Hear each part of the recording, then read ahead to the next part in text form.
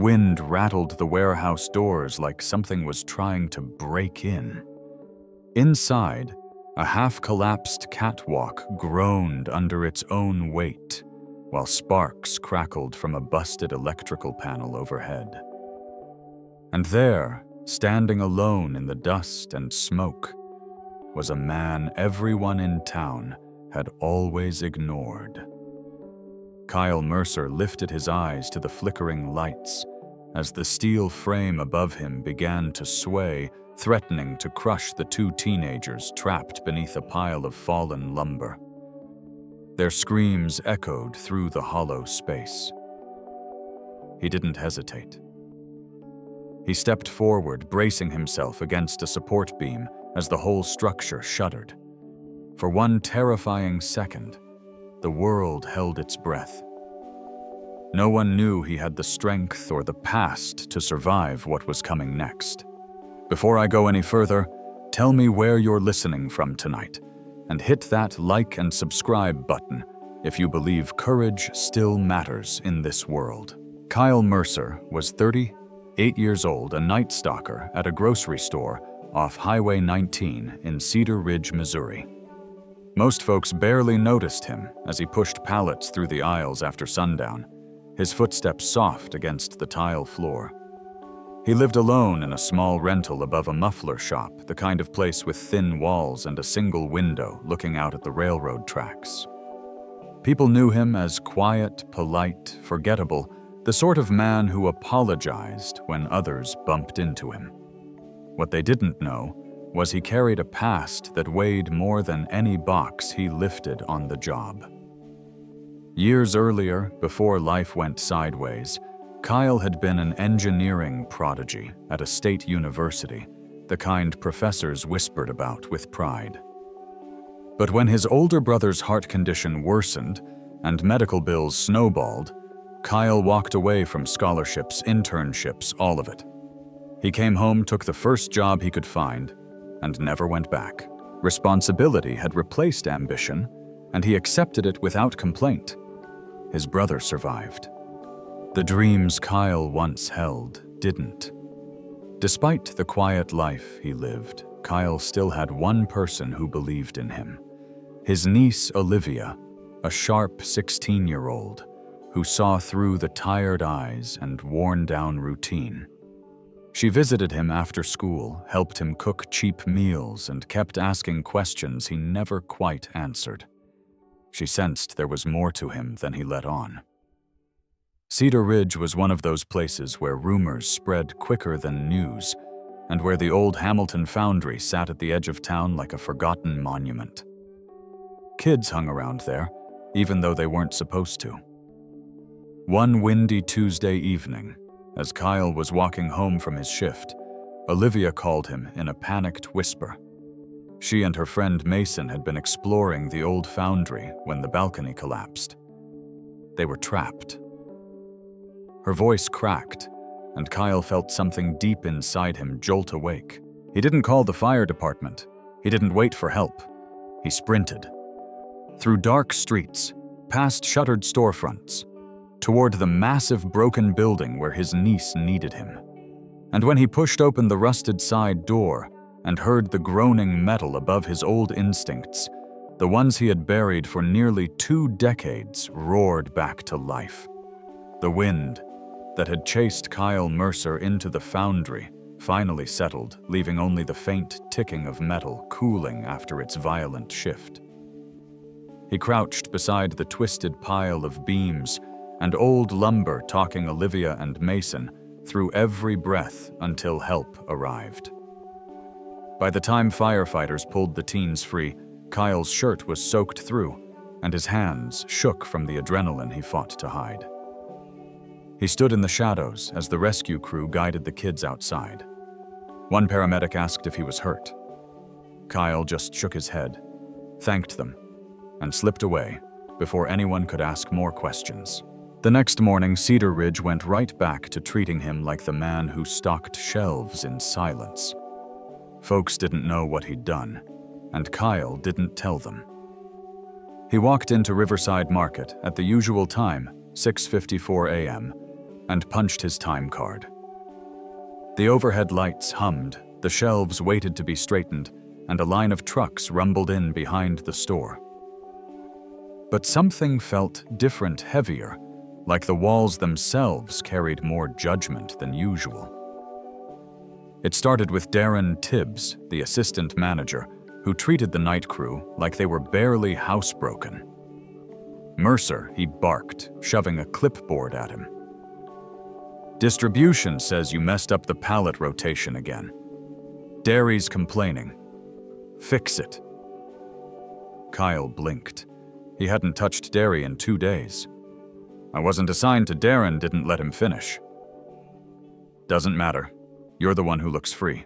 Make yourself useful. The man didn't look at him, didn't ask questions, didn't care if the accusation made sense.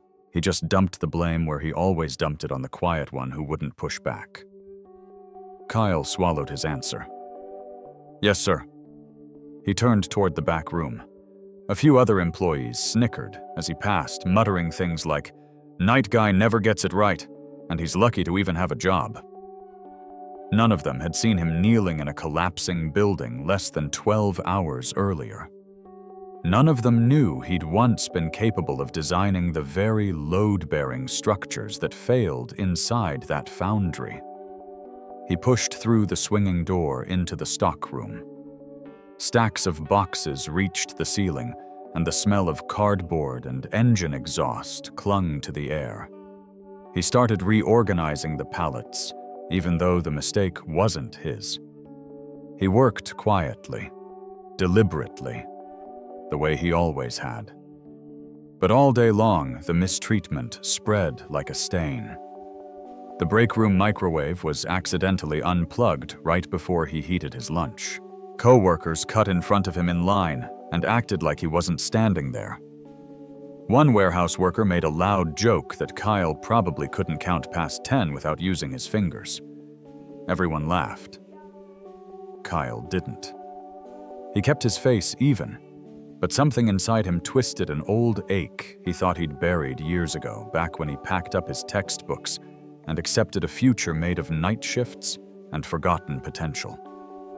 He reminded himself these were just people blowing off steam, people who didn't know him, people who didn't need to. But when he thought of Olivia, his chest tightened. She had been quiet all morning, texting him from school. "Are you okay?" "You left before I could thank you. Mason's mom said the beam could have crushed us." "I'm glad you came, Uncle Kyle. I'm glad you always come." He typed, "I'm fine, kiddo. Don't worry." He erased it, started over. "I'm okay. Just tired. Focus on your classes. We'll talk after school." He wanted to say more. Wanted to tell her he'd had moments in that foundry where he felt like the man he used to be. Capable, confident, certain of his mind and strength. But just hours later, he was back in a store full of people who measured him by his pay stub and the dirt on his shoes. Olivia didn't need that weight. He tucked his phone away and returned to the impossible list Darren had thrown at him. The hours crawled by, his knees ached, and his back felt like it had been hit with a board. But he kept going, step by step, box by box. That evening, when the after-school rush hit the store floor, got busier. Teenagers joked down the snack aisle, parents hurried through with grocery lists, and retirees compared the price of canned soup 2 brands at a time. Kyle stayed out of the way, organizing end caps and refilling shelves. Then he heard it. Uncle Kyle. He turned in time to see Olivia jogging toward him, still wearing her school backpack, her ponytail bouncing. Her hand was wrapped in a bandage from the collapse, but her smile beamed. He tried to smile back. "Hey, Liv, shouldn't you be heading home? I wanted to talk to you." She pushed her glasses up her nose, a habit she'd picked up from him. "And Mason's mom said she didn't get to finish." Darren's sharp voice cut through the aisle. Mercer Kyle stiffened. Olivia did too, instinctively stepping closer to him. Darren stalked toward them with a manager's scowl carved into his face. What did I say about visitors on the clock? You're supposed to be working the floor, not hanging around. I'm not hanging around, Kyle answered softly. She just stopped to waste your time, apparently. Darren folded his arms. Look, Olivia, right? I know you're family or whatever, but this isn't a playground.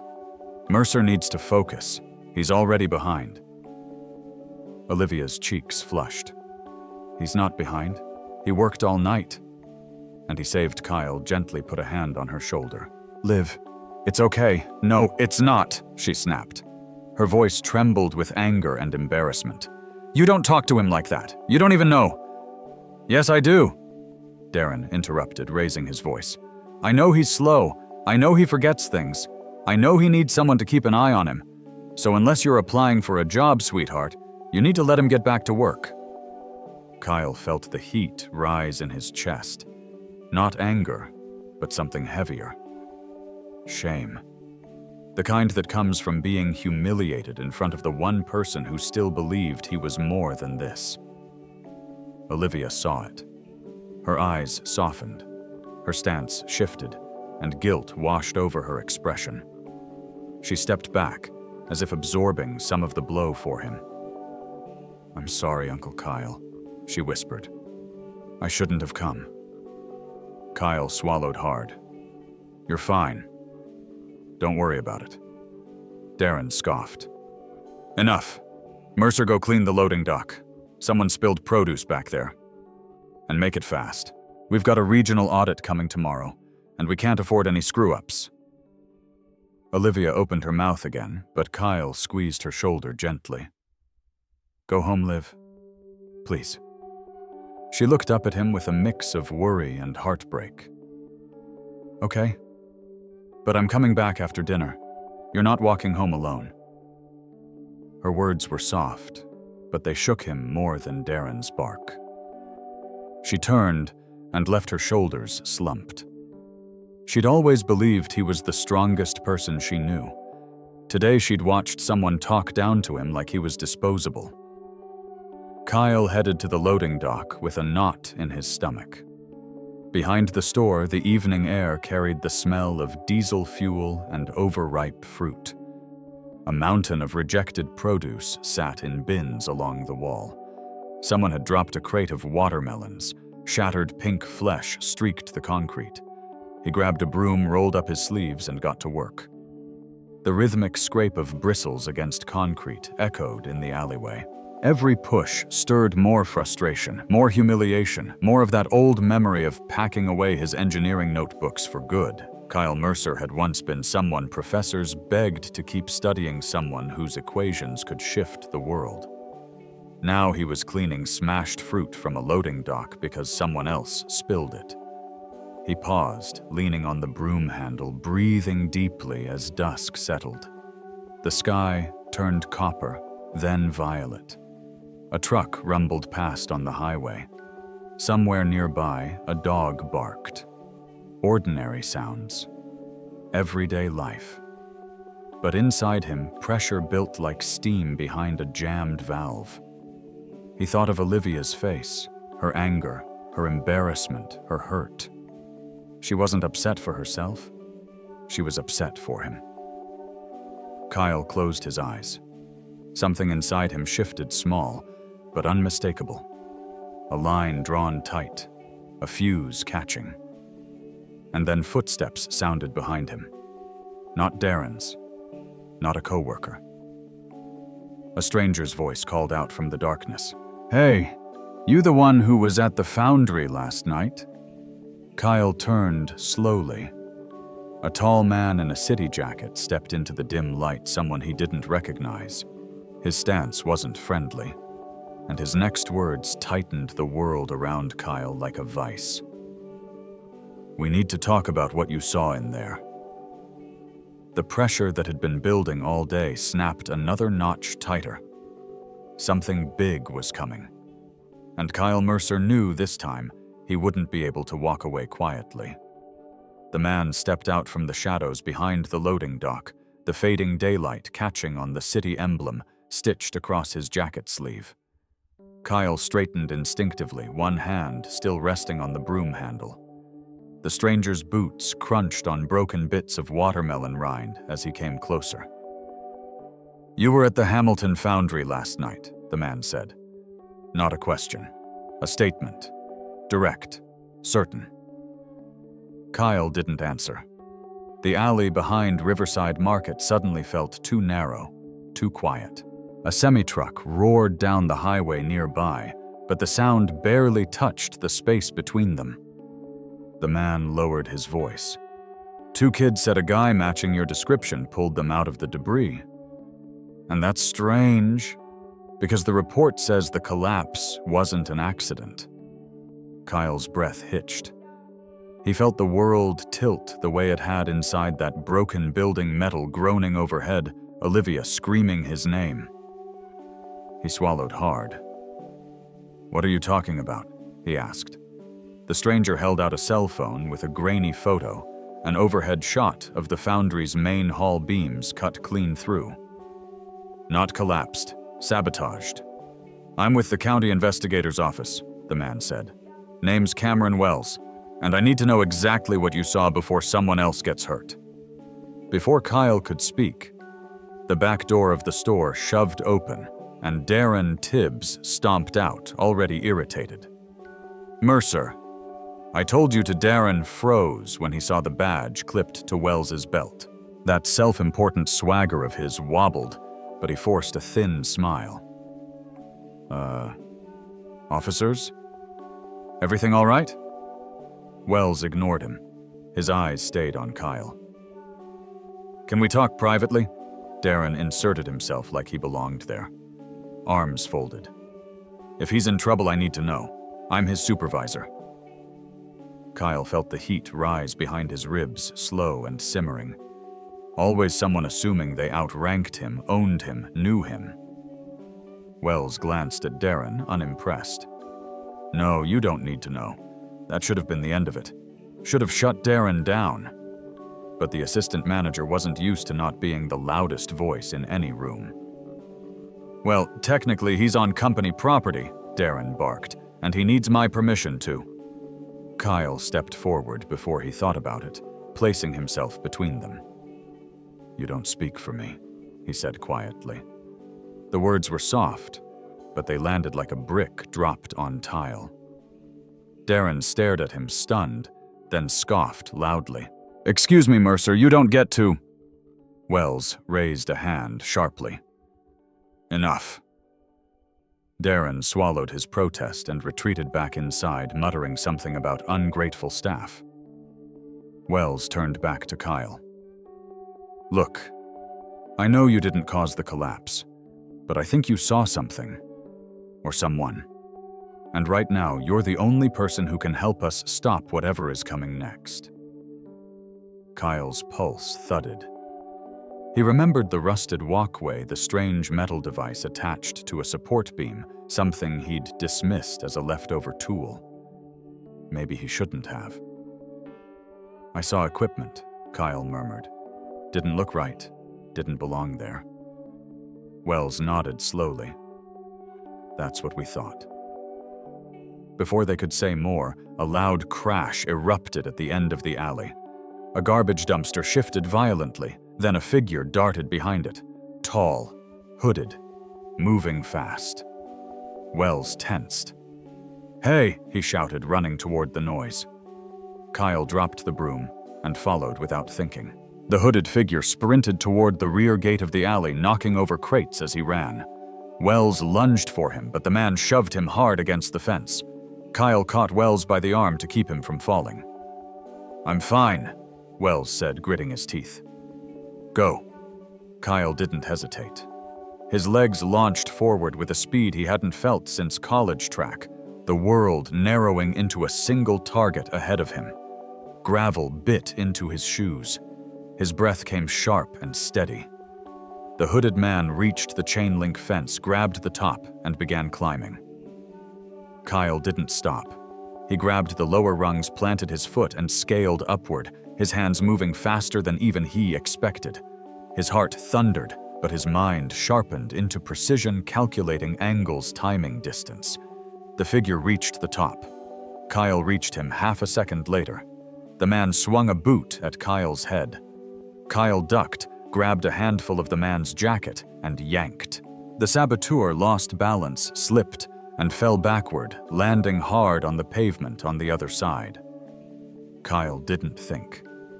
He vaulted the top of the fence like he'd trained for it. His feet hit the ground beside the fallen man who scrambled, trying to get up. Kyle reached him first. "Stop," he commanded. But the man lunged again, a wild, desperate swing. Kyle caught his wrist mid-air, and in one smooth motion he twisted, not enough to break anything, but enough to stop the fight instantly. The saboteur froze, gasping, writhing, then collapsing back into the gravel as Wells rounded the corner behind them. Kyle held the man pinned until Wells pulled out handcuffs. The metallic click echoed through the alley as the suspect was secured. Wells stared at Kyle, really stared at him for the first time. "You're not a stock boy," he said. "Nobody moves like that." Kyle didn't answer. His breath shook in his chest, the adrenaline hitting him hard now that the danger had passed. He leaned back on his heels as Wells radioed for backup. Then his phone buzzed. Olivia. He felt a cold ripple through his bloodstream as he saw her name. He answered. "Liv. What's wrong?" Her voice was small, scared. "Uncle Kyle, there are police cars at the school. They're saying the foundry collapse wasn't an accident. They're saying someone might try something else. Mom's stuck in traffic. I don't know where to go." Kyle turned instinctively toward Wells. "She's at the high school," Kyle said. "Is she safe?" Wells' expression shifted, more serious than before. "Maybe. Maybe not. If the same people who sabotaged that foundry are escalating the school's exactly the kind of place they'd target. It's crowded. Unprotected." Kyle felt his lungs constrict. "No," he whispered.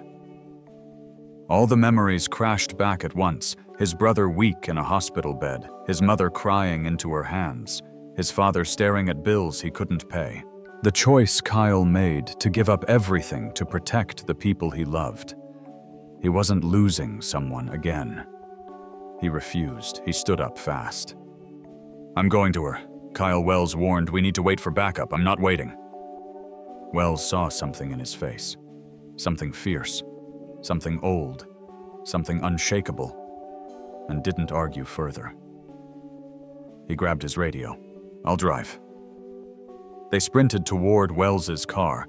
Tires screeched as the investigator floored it out of the alley lights flashing. Kyle gripped the dashboard, staring out the windshield, every cell in his body on fire. When they reached the high school, chaos already swarmed the parking lot. Sirens wailed.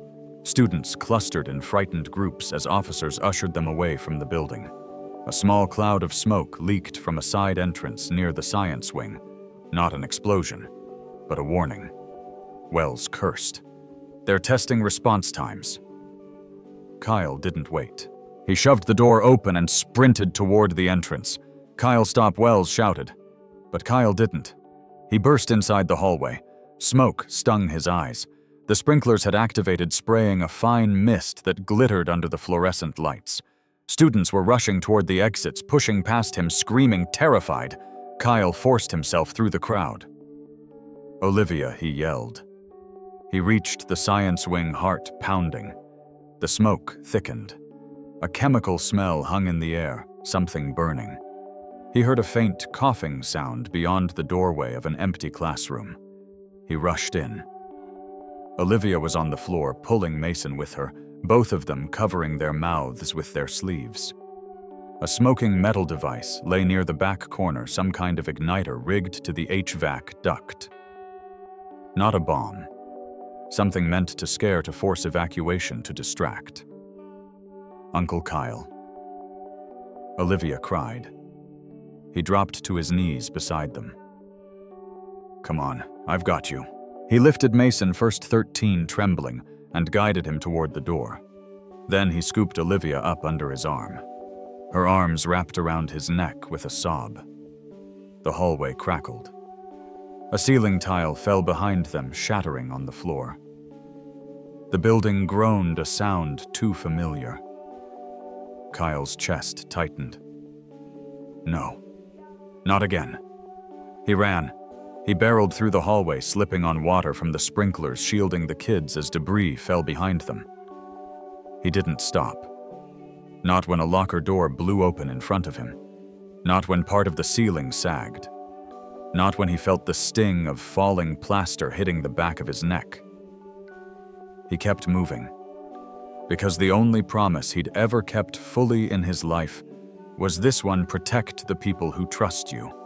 By the time Kyle burst through the double doors into open air, paramedics were rushing forward.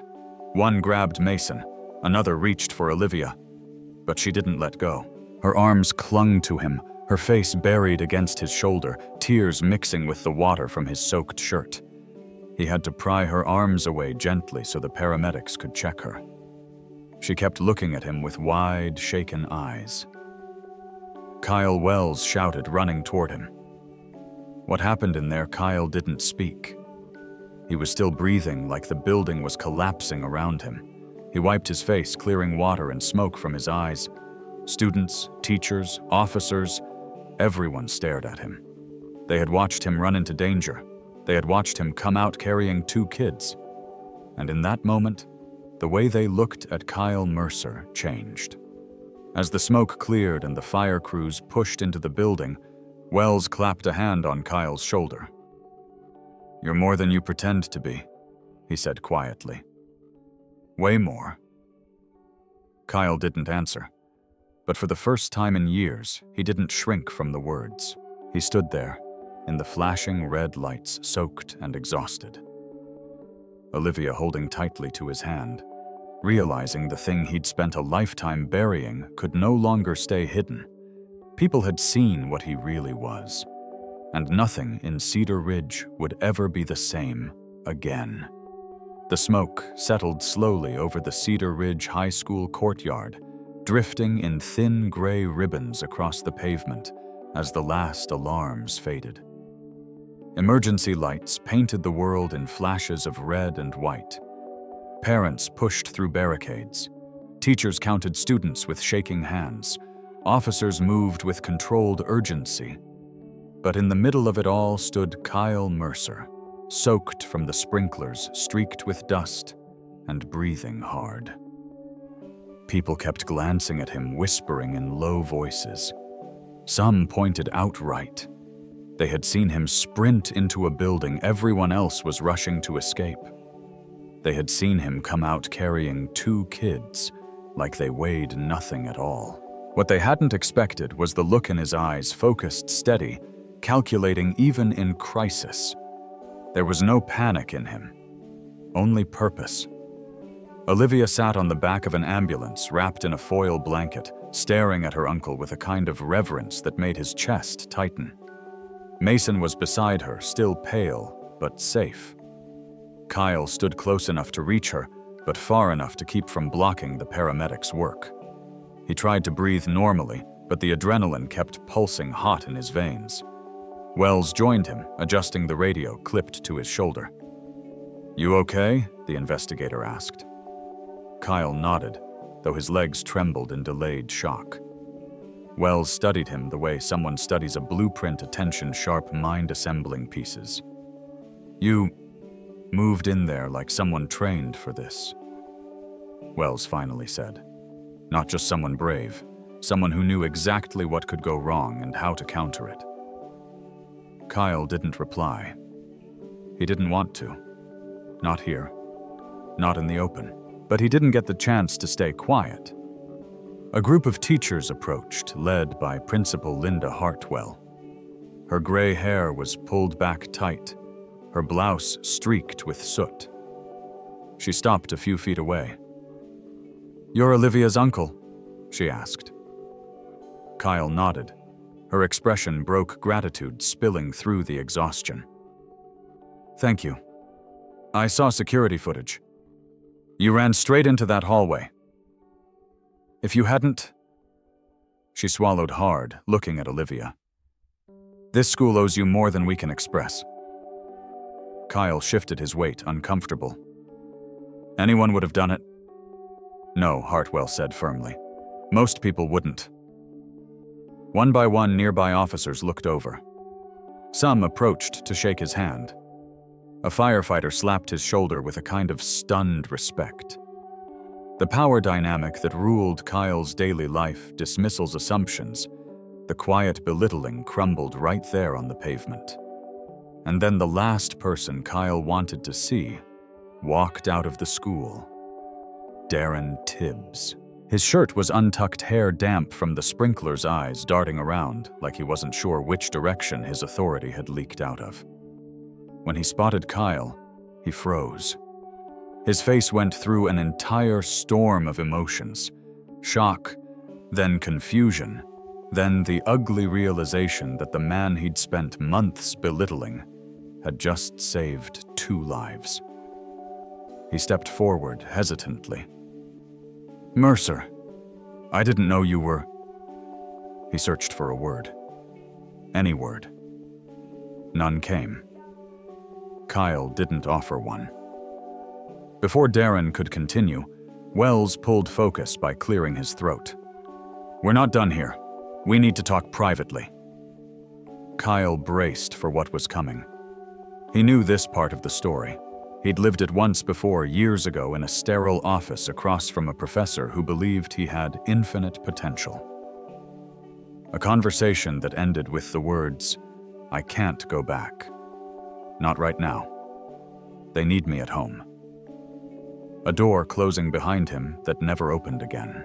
Wells guided him toward a squad SUV parked away from the crowd.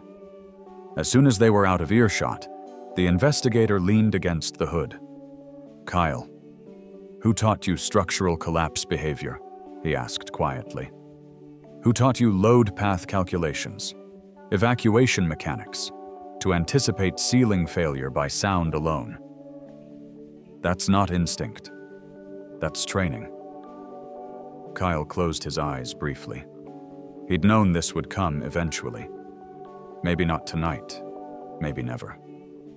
But after the foundry, after the chase, after the school, the truth had grown too loud to stay buried. I didn't learn it on the job, he said softly. Wells waited. Kyle exhaled. I studied engineering, advanced materials, and structural design.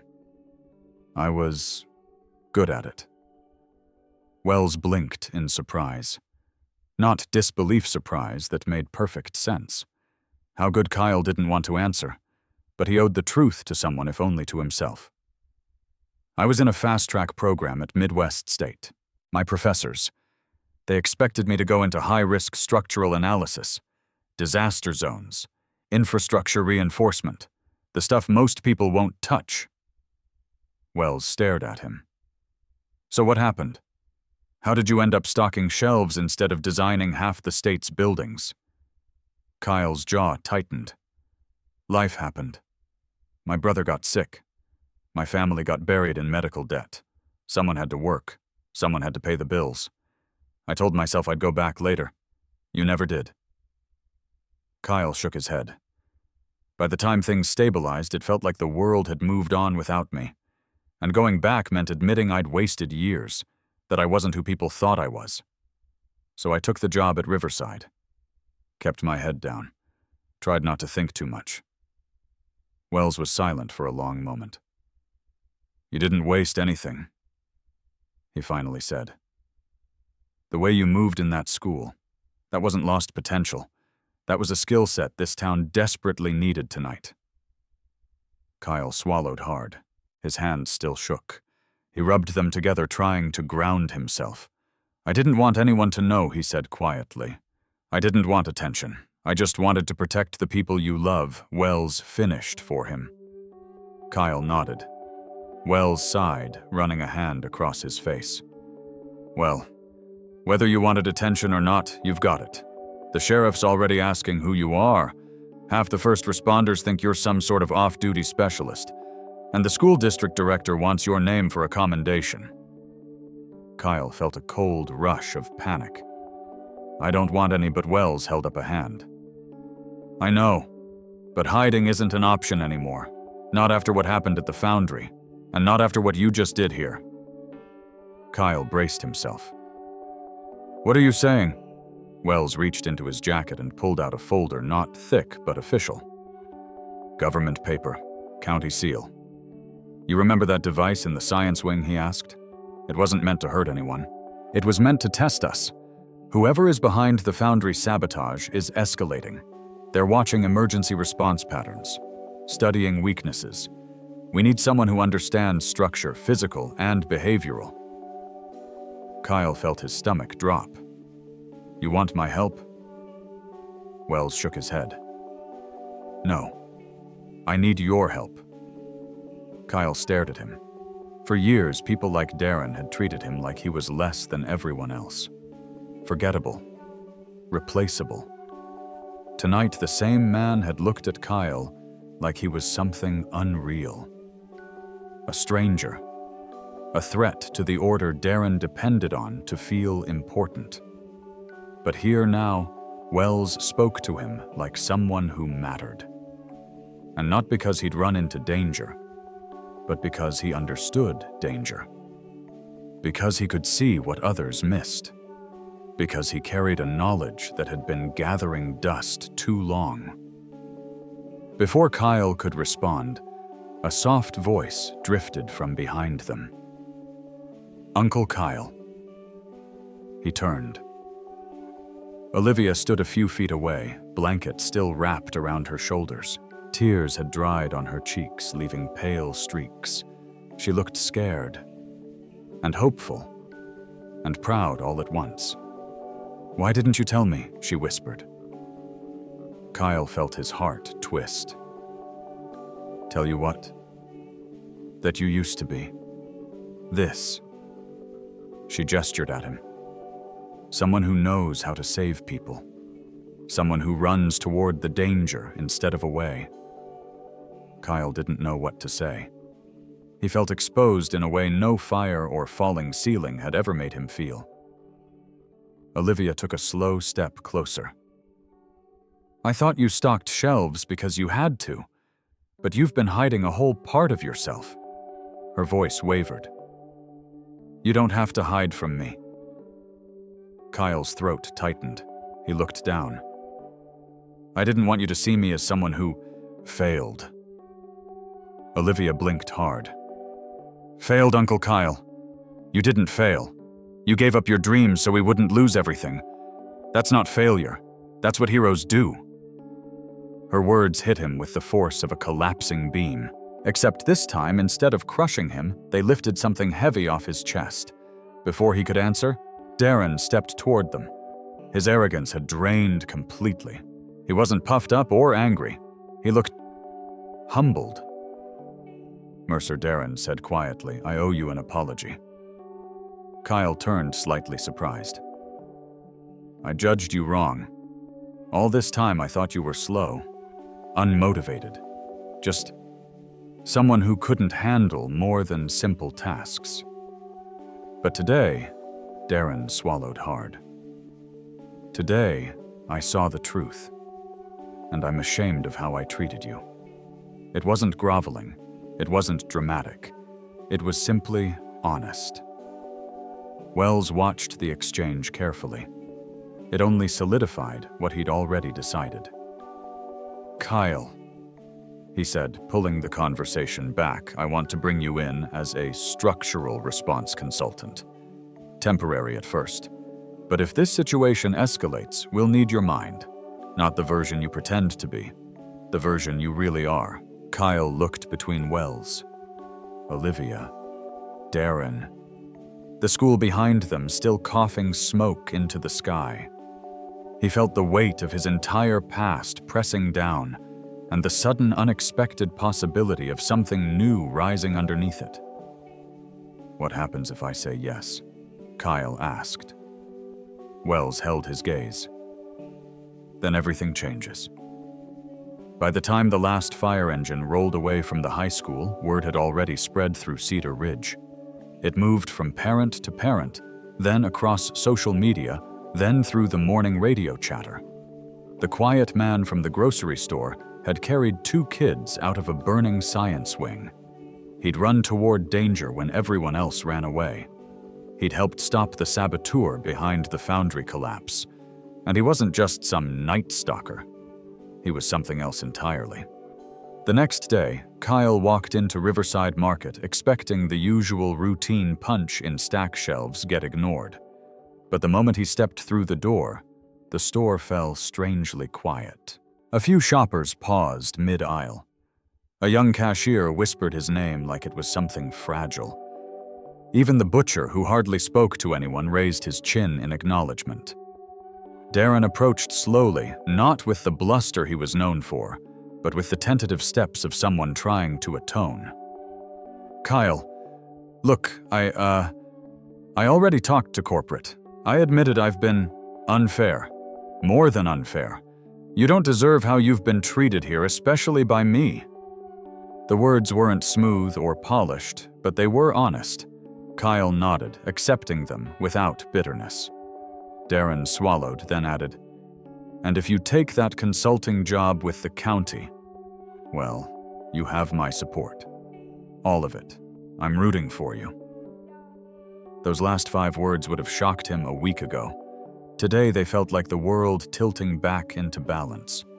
Wells met him in the parking lot later that afternoon, a fresh county badge clipped to an envelope in his hand. "This isn't charity," he told Kyle. "This is need. Real need. You have a skill set we can't fake with training seminars and desk officers." Kyle held the badge in his hands longer than necessary. It felt heavier than the metal it was made of.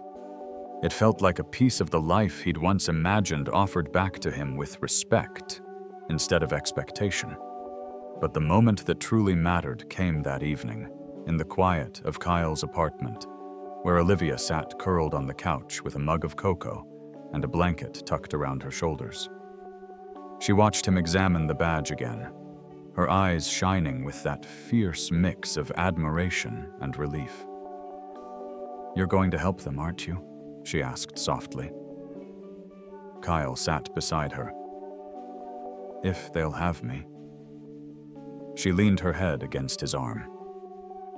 "I'm glad. People should know who you really are." Her voice trembled slightly, and Kyle felt something in him heal that had been shutting down for years. He didn't need degrees on the wall or the approval of strangers. That moment, her quiet pride meant more than any award ceremony could.